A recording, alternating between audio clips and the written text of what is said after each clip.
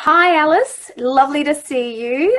Today we have Elis Hoxha from Westwood Knight, and he's an accountant, and we're going to talk about everything that business owners need to know about government support and business recovery. And this is so important at the moment as businesses are, seeing at the end of seeing months and months of restrictions and really needing to pivot again into a more recovery stage. So thank you very much for being with us today, Alice. Really appreciate your time. I know you're super busy. No, thanks for having me, Jo. Great. All right. Well, look, I'm going to get started with the first question. Could you give people an idea of the government support that's still available in the next few months? Yeah, so as some people might have heard in the news, there's been a significant amount of government support for business. So going back to May, when the federal government announced the JobKeeper scheme and the Cash Boost scheme. So those two supports are still available. So in addition to the federal government support, the state governments have chipped in a significant amount as well. And obviously, with the further lockdowns, Victoria's really contributed a fair bit as well. So from the federal government, we still have the JobKeeper scheme going. There was an extension a while back now, and in that extension, they extended the JobKeeper scheme to March. Now, a lot of people think that because they didn't register at the start, they kind of missed out. However, you can still can jump into the scheme at any time. Okay, that's good to know. Yeah. So on top of that, there's been a whole lot of different measures from subsidies to apprenticeships, the cash boost. So that is washed through the BAS. So anyone that lodges a business activity statement and employs people will be eligible for that. There's been a lot of different other measures. So the Victorian government about a month ago released their third package supporting business, and also a lot of targeted support to different industries like the hospitality industry, the entertainment industry, and a whole raft of other measures, including deferrals and subsidies to different measures. When you say deferrals, what do you mean, Alice? Yeah, so the state government has introduced deferrals for payroll tax, for example, right, or land tax. So obviously, there's a few different measures into that package. So that was a $3 billion package. So you would have to jump on the Victorian government website, and I can provide you all the links as well. Oh, fantastic! For the people listening, and they can see themselves because, like I said, it covers a whole different raft of businesses, including sole traders, employing businesses, entertainment. Hospitality. There's grants for outdoor dining for businesses to pivot. So there's a lot of good stuff in there, and they're still going through. So we should see a lot of this business support going up all the way to the end of March. Right. So, and after that, there was also some new measures introduced in the federal budget, which will include some subsidies for a certain age range to employ people that have not been in work. So is that younger workers? Yes, it is up to 18 to 29. Right. And that have been on job seeker. So there's a few eligibility criteria there, but it does help to employ people that have been out of work and that in a certain age bracket, and you will get a subsidy for hiring those people. Okay. There's so much so much out. It's very hard to, as a business owner, to even understand where do I start. What about for people that maybe weren't able to get funding before or were rejected before? What would you advise those people to do? So I advise those people to speak to their accountant straight away. In saying that, what the feedback we've had is there's some accountants that are not really doing much for their clients. So, which is a bit of a surprise and a bit annoying, because accountants are meant to be there to support their clients. So, what I would suggest, that would be the first port of call. And if there's also different websites that, again, I'll provide you the links. Yes. That could be the next port of call, and the business owners can have a look at that and to see if they are eligible for any of, or think they may be eligible. They can use that information to call their accountant or their financial advisor to say, hey, you know what, I think that I might be eligible for this. Can you look further into that? So first port of call would be your own accountant. Second port of call would be have a look at the websites. Third port of call, maybe find someone else that can help you out if you don't understand. Because I imagine that because there's a lot of different, schemes, and there's been changes, that something could have changed as well. So it's kind of worth going back to maybe ask that question again, even if you have maybe not been eligible before. Yeah, that's definitely correct. I think we're up to over $350 billion in support so far. So that is a phenomenal figure, and business will be paying for that for a long time. For the next 10 years at least. So first, the first measures we introduced back at the end of March. That was the federal government. Then in August, the federal government extended JobKeeper, the state government on their third package. And then we had the federal budget. So in this whole time, there's been a lot of changes. So it's very hard to keep on top of it all. So, and you wouldn't expect a business owner to keep on top of it all. That's right. And that's why the accountant is so important. But as you're saying, not all accountants are equal. So if you don't get the answer you need from your accountant, you need to go somewhere else, basically. Exactly right. Yeah. Okay. It's very disappointing to see that in the community, but Fantastic. And what are some of the ways in which you've seen clients sort of really use some of the support and pivot their businesses and, perhaps kind of move into a more financially viable situation? What have you seen? So through the whole pandemic, we've seen business be resilient and pivot and try to earn that revenue that they missed where they would be open. So a few instances we've seen is business have adapted to technology. So we've seen a lot of businesses going to e-commerce. And the other side is we've seen that other side of the spectrum is people were going back to basics.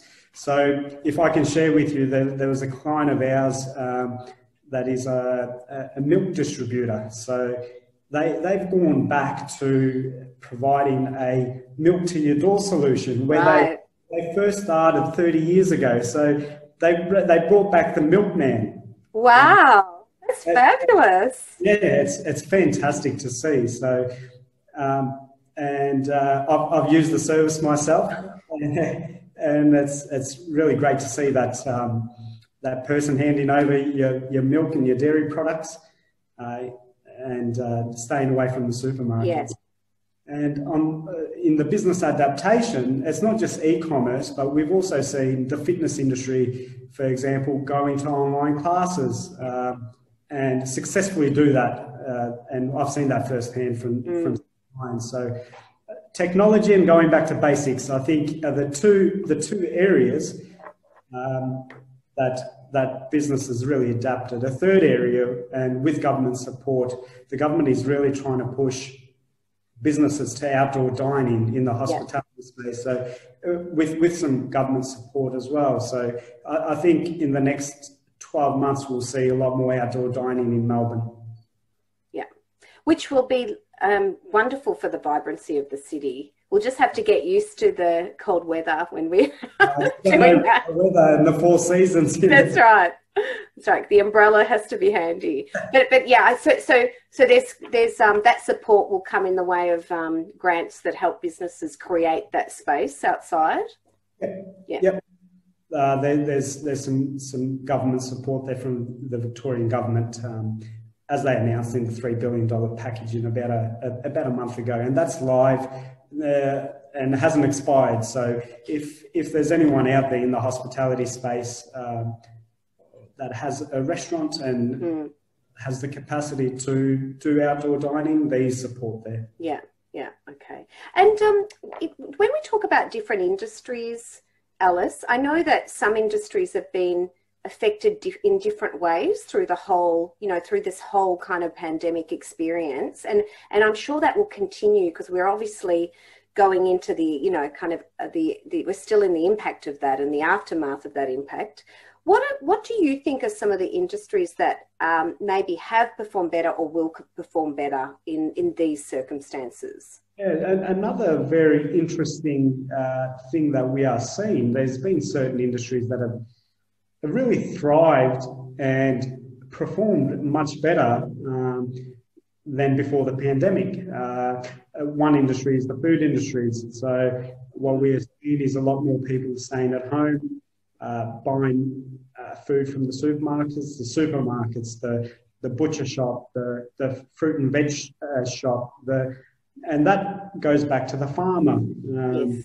So the agriculture industry, the food industries are really doing well. Farmers are getting better prices for their product. And it is great to see,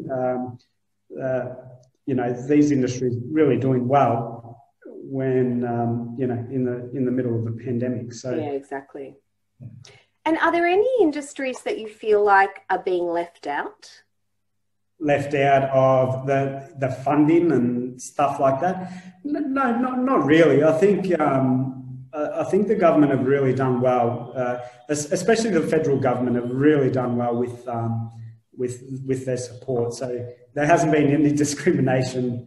I think there was one.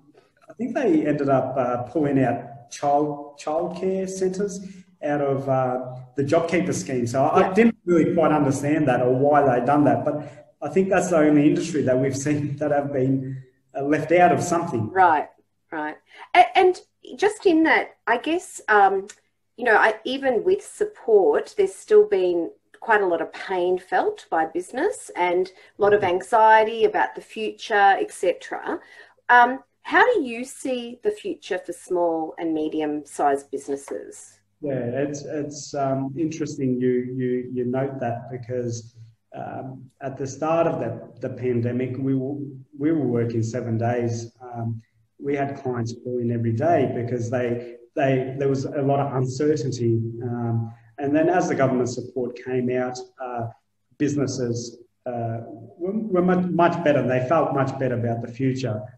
Unfortunately, I feel there's going to be a long recovery. It's not going to happen straight away. We might get that initial burst. However, I think small to medium business will suffer for a long time. But on top of that, in previous recessions, what we have seen is regional areas thrive. So people do tend to move away from the city. Yeah. So regional area property businesses do tend to do a lot better than the city. However, as I mentioned before, the government has done, especially the federal government, have done really well with the government support. So I do think we will be much better off than other countries that are probably on the same level as us, the UK's, the Canada, the US. I think we will come out of it better than those countries. However, we will see the effect of COVID for a long time. So I guess it's a matter of feeling a little bit cautious, but really understanding that there's a lot of support, and we can make use of that support, and that with everyone being supported, there's still going to be kind of an economy that is buoyant in some ways. That's kept afloat, maybe. I think so. And the other thing is businesses really need to adapt to the situation as well. So I think what we will see is we won't see that I guess online presence. We might see a hybrid. So businesses really need any shortfall in revenue. We need to find that through somewhere else services, or so businesses really need to be stay on their toes and utilize those other revenue streams to catch up on that missed revenue. So I think that is a very important point to make. Yeah, I agree with you, Elis. It's actually something that I've been thinking about too, in terms of when for my business, when we came into the sort of the height of the pandemic, when it first started, the first thing I was thinking about was, how do I recover? I just have to kind of bunker down and recover.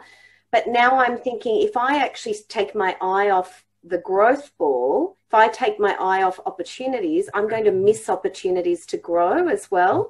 And so there's a kind of conflict in a way, because I need to get back to where I was, but I also need to make sure that I'm still looking for those new opportunities. Yeah, exactly right. There's the travel industry will have to look at promoting to the local.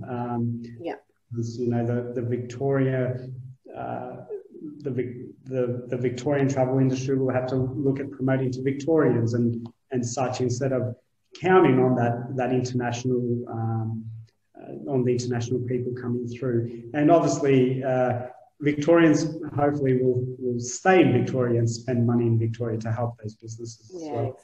exactly. I wanted to, before we wrap up, Elis, I wanted to ask you a question, just going back to something you spoke about before, because you mentioned there's some new support for sole traders, and it would be remiss of me not to talk about sole traders. So can you just go into a little bit of detail in terms of what you think people who are sole traders or sole entrepreneurs need to be aware of, and in terms of, what the outlook is for them? Yep. So I think with sole traders, so going back to that grant, it's a $3,000 grant from the state government. There's a few eligibility criteria to that. You have to be registered for GST, and you have to be leasing out a property of some sort, a commercial property. So that's the catch there. If you don't meet that criteria and you are a sole trader and you employing sole traders, so there's some sole traders that employ people. Yes. There's other support there for you as well. So there's a business support grant, a $10,000 grant from the state government. On top of that, I think with sole traders, like any other business, they will have to adapt and try to get back on their toes as quickly as possible. But one thing is, a lot of the sole traders are in the building and construction industry, and it's one of the industries that we've seen that hasn't been impacted as much. So hopefully we see them get back on their toes as quickly. Oh, okay. Is that right? So you haven't really seen the slowdown in that sector at all? No. So I think building and construction were only really restricted in the last rollout of restrictions, and even then most of them were able to still work in the building and construction industry. So it's good to see, because they are the backbone of our economy. Absolutely. And I think so the first home buyers grant has been helped through the federal government. So the extra $25,000 if you build. So that's a total of 35 grand in Melbourne and 45 grand in regional Victoria. So oh wow, that has really boosted boosted the building and construction industry. I was just, I'm originally from Shepparton, so just talking to people back there, there's no land available in Shepparton. Is that right? Exactly right. So the property market there is red hot.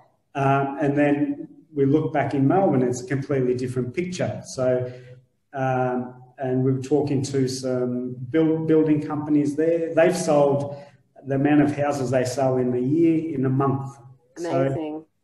So I think it will be a very busy period in the next 12 months for that particular industry. So maybe a lot of green changes. So interesting that's the other way of adapting, isn't it? Normally, for example, if you weren't thinking about regional Victoria, now's a good time to start thinking about it. Yeah, of course, yeah. We do tend to see that in previous recessions, the 85 recession, the Great Depression. A lot of people tend to move away from the city because it's cheaper to live in regional Victoria. Yes. Housing is much cheaper. So that is just a consequence of recessions. It's and it happens every single time. So. And I guess the other trend that's been accelerated is the working from home trend, because we actually have, the internet enabled household now. And so that's probably another reason why regional Victoria becomes a viable solution for people as well. Well, I look at myself in the last 6 months, so I haven't seen a client. So it doesn't matter if I was in Melbourne or Hong Kong, I can still work. So I think that will mean that a lot of people, if they can work from home or work from a space that is not close to their principal place of employment, they will do that if it's a cheap option. Yeah. Yeah, so there you go, and that's a great plug for co-working spaces like iSpaces.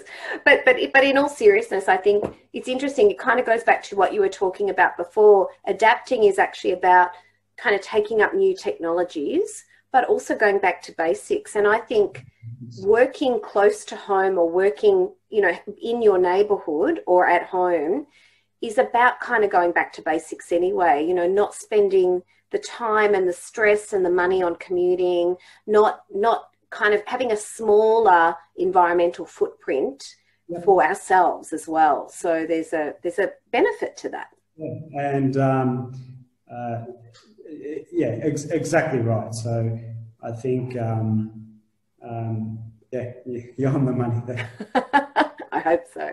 All right. Well, look, thank you, Elis. I just wanted to say, was there anything else that maybe we didn't talk about, or any advice like that you want to just wrap up on?